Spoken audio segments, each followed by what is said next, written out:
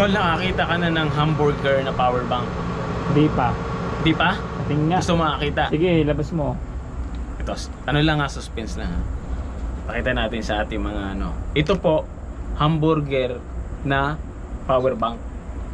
Ito. Tara, nakanganga na siya. Oo nga, may piso pa. May piso pa. Ayan, yan po yung naglingkod sa atin ng ilang taon din. Bago pa mag-pandemic, gamit-gamit ko na to. Hanggang ngayon, kasama ko pa rin siya. Nagagamit pa rin natin kapag kinakapos tayo sa charging. Kagaya kanina.